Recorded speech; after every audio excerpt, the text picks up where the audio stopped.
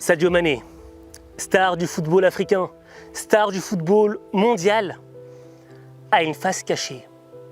Ce n'est pas la personne que tu penses être. Et pour découvrir qui est réellement Sadio Mané, regarde ça.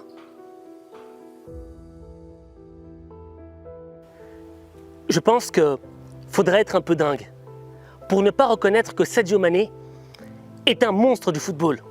Je veux dire qu'avec Liverpool, il a gagné la Ligue des Champions. Avec l'équipe nationale du Sénégal, il a remporté la Coupe d'Afrique des Nations. Et là, aujourd'hui, il joue pour l'un des clubs les plus mythiques de l'histoire du football, le club allemand, le Bayern de Munich. Et quand tu as un tel succès dans le monde du football, que tu es une star, il y a de quoi être bling-bling. Je veux dire, quand on regarde les médias, quand on voit des joueurs comme Neymar ou encore d'autres, on les voit dans des soirées, on les voit dans des trucs bling-bling. Et on va pas se mentir, si toi et moi, on gagnait 250 000 € par mois, je pense que ce serait la fiesta tous les soirs. On louerait un yacht et pump it up, quoi. Enfin, surtout moi. Et le truc, c'est que, je sais pas si tu l'as remarqué, mais Sadio Mané, dans les médias, on n'en parle pas trop. Pour quelle raison? Parce que Sadio Mané, c'est pas un joueur bling-bling. Sadio Mané, c'est un joueur plus difficile, plus complexe à comprendre. Surtout quand tu connais son histoire. Sadio Mané est né dans un village modeste au Sénégal, dans la ville de Bambali, je pense. Et tu vois, la vie dans un village modeste en Afrique, c'est pas la vie dans un village modeste en Occident.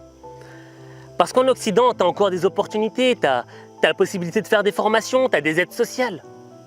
Mais quand tu es dans un village modeste en Afrique, les chances, les opportunités se réduisent à peau de chagrin. C'est pas le même monde. On rêve pas de la même manière en Afrique et en Occident. Et Sadio Mané, lui, lorsqu'il était dans son village, il regardait les matchs de foot à la télévision. D'abord, il regardait El Hadji Diouf avec l'équipe nationale du Sénégal en Coupe du Monde 2002, Demba Diarra, des gens qui ne lâchaient rien. Il regardait la légende du football, Ronaldinho, faire des trucs de malade. De izquierda está Eto'o. Ronaldinho buscaba el cambio de ritmo. Tiene que intentar el recorte, el pase sin mirar sobre Larsson. Larsson a la media vuelta, el remate fuera. Et Sadio Mané, quand il voyait quelqu'un comme Ronaldinho, ça l'inspirait. Mais ça ne lui donnait pas l'envie d'être un joueur de foot professionnel. Non, il voulait être mieux que ça. Sadio Mané voulait être le meilleur joueur du monde entier. Mais ce rêve, tout le monde ne le voyait pas d'un bon œil, notamment son père, qui était l'imam du village. Son père était un homme digne, respectueux, pieux, droit, le genre d'homme que tu respectes. Et son père aimait tellement Sadio qu'il ne voulait pas voir son fils échouer. Parce qu'il savait qu'il y avait tant de joueurs sénégalais, de jeunes talents sénégalais, qui étaient partis en Occident, ayant donné tout leur denier, toutes leurs économies à un agent véreux, et qui, lorsque se sont retrouvés en Europe, se sont retrouvés avec rien, avec aucun sou en poche.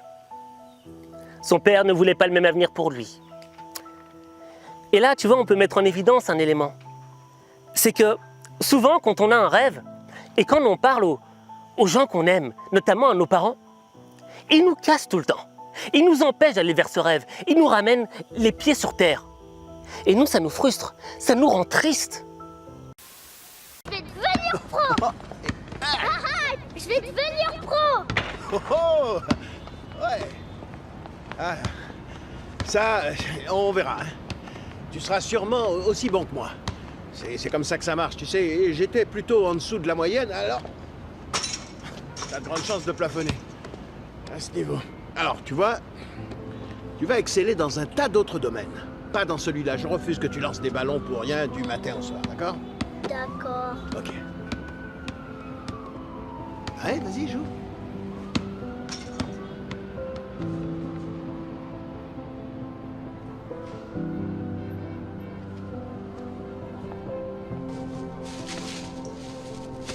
Hé! Ne laisse jamais personne te dire que tu n'es pas capable.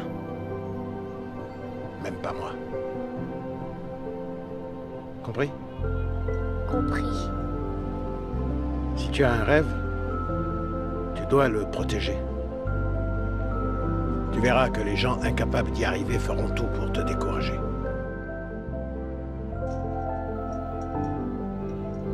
Si tu veux vraiment quelque chose, t'as qu'à te battre. Point barre.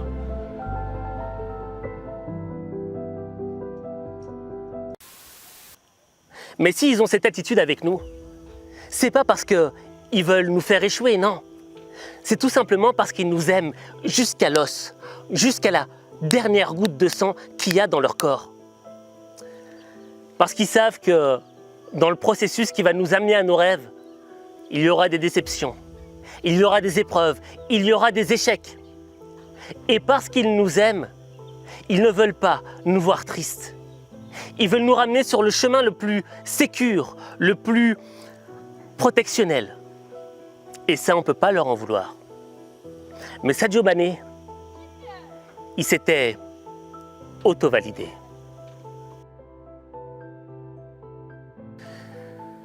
Sadio Mané, il s'est auto-validé. Qu'est-ce que je veux dire par là?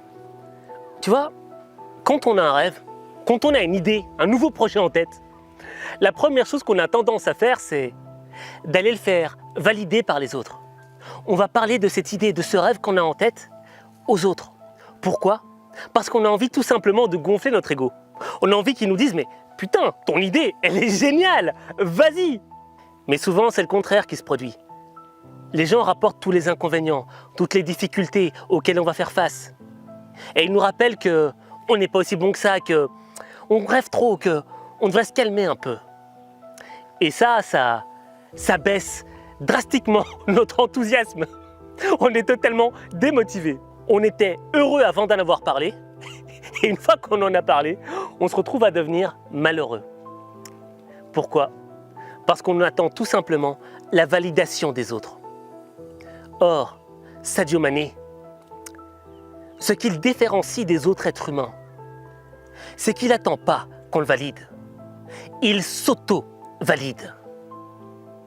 Le gamin, lorsqu'il avait 15 ans, alors que tout le monde lui disait, tout le monde lui faisait croire que son rêve était trop loin, lui a décidé de croire en lui, parce qu'il s'était auto-validé. Et quand on s'auto-valide avant, on croit d'abord en ses rêves, et ensuite on écoute les autres. Ce que disent les autres devient secondaire.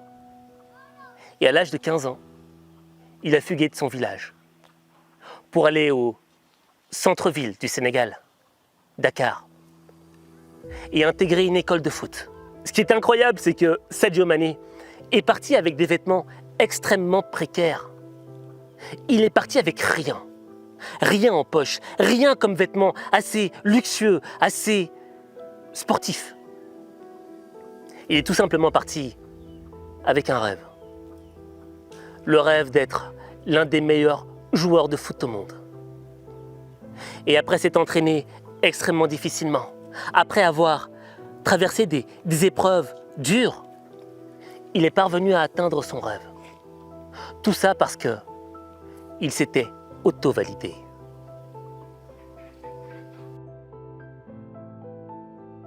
Tu vois, si je t'ai parlé de cette histoire de Sadio Mané, c'est parce que dans les médias, quand on va nous parler de Sadio Mané, on va nous dire « Oh, le pauvre petit Africain, il s'en est sorti dur, hein. Ah, c'était difficile dans son petit village. » Mais ils ne vont pas mettre en évidence la détermination de l'homme, sa singularité. Parce que des gens comme Sadio, on ne va pas se mentir, il n'y en a pas beaucoup.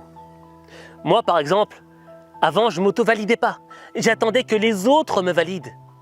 Mais ça me rendrait toujours triste. Pourquoi?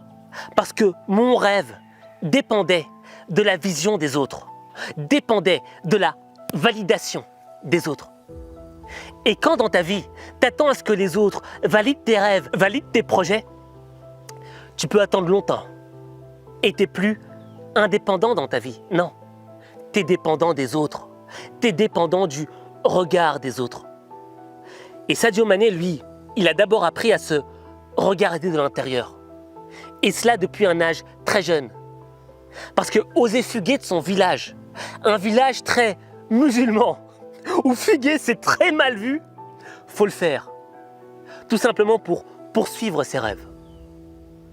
Et toi là, qui me regarde, je sais que tout comme Sadio Mané, t'as un rêve. Mais parfois t'as du mal à y croire. Parce qu'il te paraît tellement loin. Et il y a tellement de gens qui te découragent. Il y a tout ton environnement qui te freine dans le développement, dans la libération de ton potentiel pour atteindre ce rêve. Mon conseil pour toi aujourd'hui, afin de concrétiser ce rêve, comme celui de Sadio Mané, c'est tout d'abord de t'auto-valider. Arrête d'attendre que les autres te valident. Non, parce que les autres ne savent pas qui tu es réellement. La seule personne qui peut savoir quels sont les trésors cachés, quels sont les talents qui existent au fond de toi, c'est toi. Sadio Mané, il savait ce qu'il valait. Et il savait que ce qu'il avait au fond de lui-même, les autres ne pouvaient pas le voir. Et il était déterminé. Et au fait, ce qui compte, c'est pas la famille d'où tu viens. C'est pas l'argent que tu as. Non. Ce qui compte, c'est la détermination que tu as dans le cœur. Est-ce que tu es capable de croire en toi? Quand tout autour de toi te dit « Non, tu n'y arriveras pas ». Sadio Mané, tout dans sa vie lui disait « Tu n'y arriveras pas ». Et pourtant, il a été au-delà de cette voie, il a été au-delà de cet environnement. Et c'est ça qu'on doit prendre en exemple. On doit apprendre à s'auto-valider. Et quand tu t'auto-valideras, tu transformeras ta vie. Mais ta vie, il n'y a que toi qui peux la transformer. Il n'y a que toi.